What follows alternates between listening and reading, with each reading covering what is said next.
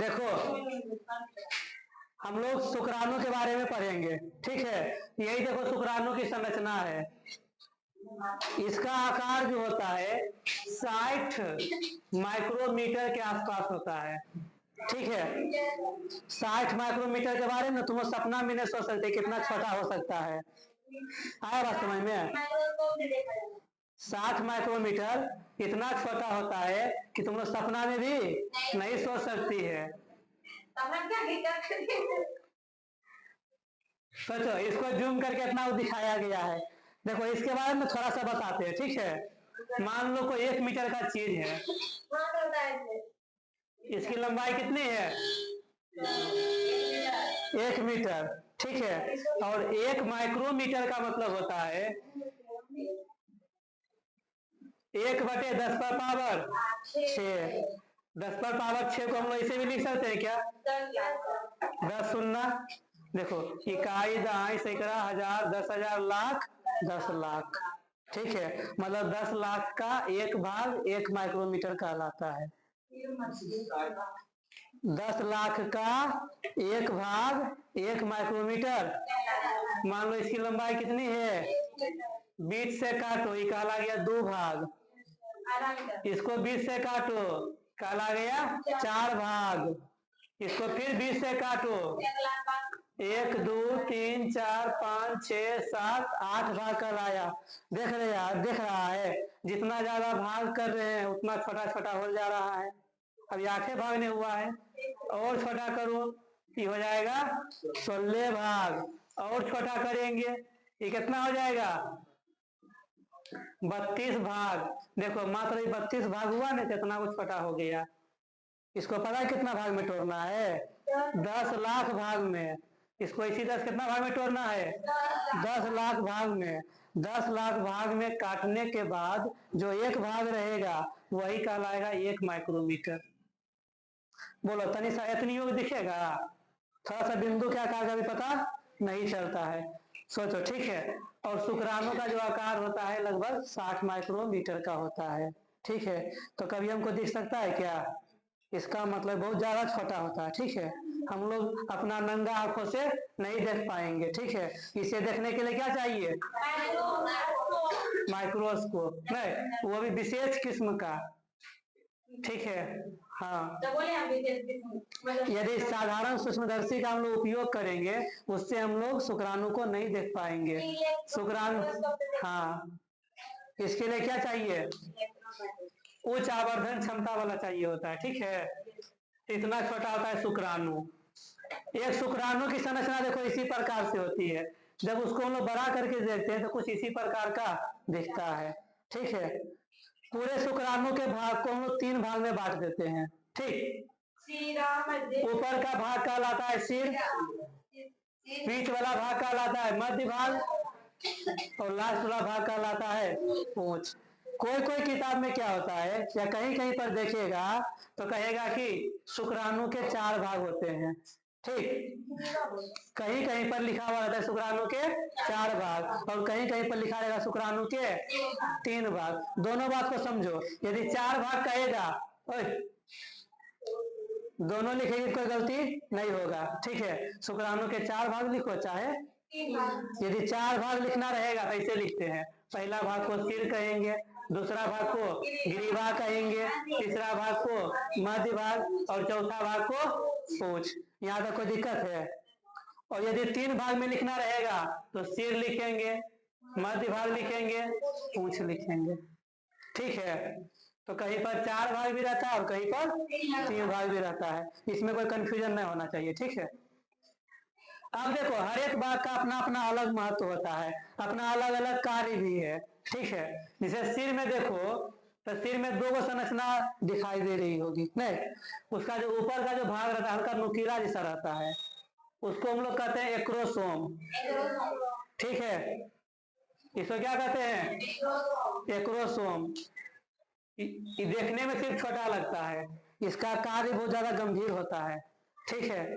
ऐसे भी देखो, जो छोटा चीज देखने में लगता है, ठीक है, हमेशा बड़ा धमाका करेगा, नहीं? ठीक है। इसे एक्रोसोम क्या है, बहुत छोटा रहता है और ये अपने अंदर इसे बहुत सारे एंजाइम बनाते हैं जो क्या करता है, बोलो, शुक्राणु इतना जो है ना, अंडाणु इससे बड़ा रहता है, अंडाणु इससे भी बड़ा रहता है, इस तरह का रहेगा। तो इस एक्रोसोम में इतना पावर रहता है कि जैसे इसे टकराता है इसको गला देता है, इसको क्या करेगा, गला देगा। थोड़ा पावर सोच के देखो, देखने में कितना है, बहुत छोटा है। ये पूरा शुक्राणु भी मिला लेंगे ना, इस शुक्राणु से भी बड़ा कौन होता है, अंडाणु। लेकिन शुक्राणु के एक्रोसोम के पास इतनी क्या बोल रहे हैं, एक्रोसोम के अंदर कुछ ऐसे एंजाइम बनते हैं जो अंडाणु की परत को गलाने का कार्य करता है। आया बात समझ में? जब अंडाणु के पास जाता है तो सबसे आगे आगे यही जाता है और सबको इसे भेजले जाएगा, ठीक है। जैसे अंडाणु को देखेगा ना उसको गला देगा, इसे एंजाइम निकलने लगता है, ठीक है। और एंजाइम क्या करता है, उस अंडाणु की परत को गला देता है। ये एक्रोसोम हो गया। अब जब हम लोग नीचे आते हैं तो नीचे में देखो क्या दिख रहा है, बीच वाला भाग में केंद्रक, ठीक है। तो एक्रोसोम के पीछे होता है केंद्रक। जब देखते हैं, जब कोई बच्चा जन्म लेता है तो हम लोग कहते हैं ना, कभी माता का गुण आ गया उसमें, कभी पिता का गुण आ गया है। तो बच्चा में जो पिता का गुण जाता है इसी केंद्रक के माध्यम से जाता है। ये जो केंद्रक रहता है सिर में उपस्थित, उसी के माध्यम से क्या होता है, बच्चा में पिता का गुण जाता है। इसको हम लोग कहते हैं अनुवांशिक लक्षण का आदान प्रदान या पैतृक लक्षण का आदान प्रदान, ठीक है। तो केंद्रक का काम क्या रहता है, तो अनुवांशिक लक्षणों को एक पीढ़ी से दूसरी पीढ़ी में पहुंचाना। इस शुक्राणु के माध्यम से जो भी बच्चा जन्म लेगा, ठीक है, तो उस व्यक्ति के गुण को यही केंद्रक ले जाता है उस बच्चे में। आया बात समझ में? केंद्रक खत्म हो गया। जब हम लोग नीचे आते हैं तो जो मुड़ा हुआ भाग रहता है इसको हम लोग कहते हैं गिरीबा। क्या कहते हैं, गिरीबा। गिरीबा में देखो तो क्या होता है, गिरीबा में दो संरचना पाई जाती है जिसको हम लोग कहेंगे तारक काय। क्या कहेंगे, तारक काय, नाम याद रखना। गिरीबा में दो संरचना पाई जाती है जिसको हम लोग कहते हैं तारक काय, ठीक है। तारक काय का जो कार्य रहता है वो निषेचन होने के बाद होता है, ठीक है। इसलिए इसके बारे में अभी हम लोग ज्यादा नहीं देखेंगे। अभी खाली इतना याद रखो कि गिरीबा के अंदर दो तारक काय पाए जाते हैं, ठीक है। जो बिंदु दिशा रहता है उसको हम लोग कहते हैं समीपस्थ तारक काय, ठीक है। और जो नीचे वाला में रहता है उसको हम लोग कहते हैं दूरस्थ तारक काय, ठीक है। तो जो दूरस्थ तारक काय रहता है उससे एक लंबी नली जैसी संरचना बनती है, इसको हम लोग कहते हैं अक्षीय तंतु। क्या कहेंगे, अक्षीय तंतु। तो हम लोग पूछेंगे कि अक्षीय तंतु का निर्माण शुक्राणु में किससे होता है, दूरस्थ तारक काय से। दूरस्थ तारक काय कहाँ पाया जाता है, गिरीबा में। गिरीबा में कितने तारक काय होते हैं, दो। पहला को कहेंगे समीपस्थ तारक काय और दूसरा कहेंगे दूरस्थ तारक काय। समीपस्थ तारक काय का कार्य निषेचन होने के बाद होता है। देखो ग्रीवा में दो तारक काय है, ठीक है। ऊपर में जो बिंदु जैसा संरचना रहेगा उसको कहेंगे समीपस्थ तारक काय। समीपस्थ, हाँ, अरे होता है दूरस्थ, ठीक है। तो जो ऊपर बिंदु जैसी संरचना रहेगी उसको कहेंगे समीपस्थ, ठीक है। और नीचे जो बिंदु जैसी संरचना रहेगी उसको कहेंगे दूरस्थ। दूरस्थ तारकाय से एक नली जैसी संरचना बनती है जो पूरे पूंछ तक फैली रहती है। इस संरचना को हम लोग कहते हैं अक्षीय तंतु, ठीक। तो पूछेंगे कि शुक्राणु में अक्षीय तंतु का निर्माण किससे होता है, अक्षीय तंतु का निर्माण किससे होता है, दूरस्थ तारकाय से। दूरस्थ तारकाय कहाँ स्थित है, गिरीवा में, ठीक है। गिरीवा एक जगह का नाम हुआ, इसे गिरीवा, ठीक है। उसमें दो बिंदु है, निचला जो बिंदु है उससे निकला है नली, उसी नली को हम लोग कहते हैं अक्षीय तंतु। ठीक है, तो बना है किससे? तो बना है एक रेस ने, इसको बोल देंगे दूरस्थ तारक का। ठीक है, चलो दो भाग खत्म हो गया हमारा। देखो पहला सिर का भाग खत्म हो गया, दूसरा ग्रीवा भाग खत्म हो गया। जब उसके नीचे हम लोग आते हैं तब देखते हैं मध्य भाग।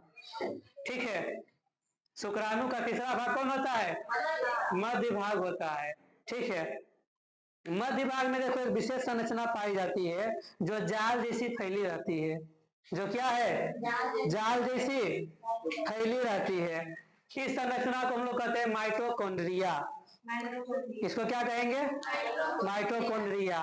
मो से माइटोकॉन्ड्रिया, मो से मध्य भाग में। तो बहुत बार क्वेश्चन पूछा है कि शुक्राणु के किस भाग में माइटोकॉन्ड्रिया उपस्थित होता है? मध्य भाग में। कैसे याद रखेंगे? मो से माइटोकॉन्ड्रिया, मो से मध्य भाग। वो पूछता है कि शुक्राणु के किस भाग में केंद्रक उपस्थित होते हैं? केंद्रक सिर में, केंद्रक है सिर में। ठीक है, माइटोकॉन्ड्रिया है मध्य भाग में। एगो और होता है कोशिका द्रव्य, कोशिका द्रव्य होता है पूंछ वाला भाग में। ठीक है, तीनों का अपना अपना अलग महत्व है। आ रहा है बात समझ में? तो कहेंगे कोशिका द्रव्य कहाँ उपस्थित होता है? तो पूंछ वाले भाग में। माइटोकॉन्ड्रिया कहाँ उपस्थित होता है? मध्य भाग में। केंद्रक कहाँ उपस्थित होता है? सिर में। ठीक है, तारक काय कहाँ उपस्थित होता है? ग्रीवा में। बहुत अच्छा। ठीक है, अच्छा माइटोकॉन्ड्रिया का काम की है तो तुम लोग बच्चा में पढ़ा होगा न, तो पावर हाउस ऑफ सेल कहा जाता है माइटोकॉन्ड्रिया को न।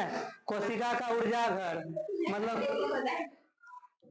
कोई भी कोशिका को जो ऊर्जा की प्राप्ति होती है कौन कराता है? माइटोकॉन्ड्रिया। माइटोकॉन्ड्रिया का यह काम है कि वो ऊर्जा देते फिरता है। ठीक है, आया बात समझ में? कोई भी कोशिका को ऊर्जा देने का कार्य माइटोकॉन्ड्रिया करता है। यहाँ भी माइटोकॉन्ड्रिया का कार्य क्या रहता है? ऊर्जा देना। किसको ऊर्जा देता है? पूरे शुक्राणु को। क्या रहेगी आदमी? अरे देखो जैसे ही शुक्राणु बना है इसको तैरना ऐसे करके। ठीक है, आप कहेंगे तुम्हारे शरीर में जाने में है, तुमको कहेंगे जाओ तैरो, तैर पाएगी? तैरने के लिए क्या चाहिए? हमारे शरीर को ऊर्जा चाहिए। ऊर्जा रहेगा तब ना तैरेंगे। हमारा इतना बड़ा शरीर है, उसको तैरने के लिए ऊर्जा चाहिए। चलो कहाँ थे हम?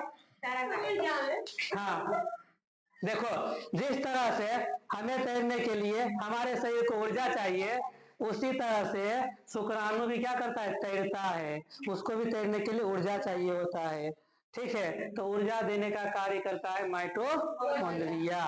ठीक है, आया बात समझ में? तो कहेंगे माइटोकॉन्ड्रिया का कार्य क्या है? शुक्राणु को ऊर्जा प्रदान करना। माइटोकॉन्ड्रिया का क्या कार्य है?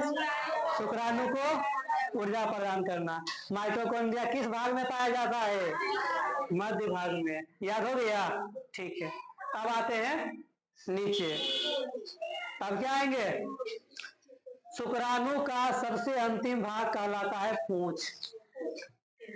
शुक्राणु का सबसे अंतिम भाग पूंछ कहलाता है। ये खाली तैरने में सहायता करता है। ये क्या काम करता है? सिर्फ तैरने में सहायता करता है। और इसके अंदर बहुत सारे द्रव्य भरे होते हैं और उस द्रव्य को हम लोग कहते हैं कोशिका द्रव्य। आया बात समझ में? तो पूंछ का खाली काम याद रखो कि शुक्राणु को तैरने में सहायता करता है। बोलो पूरा भाग समझ में आया? यही था शुक्राणु की संरचना। ठीक है, समझ गई? ठीक है।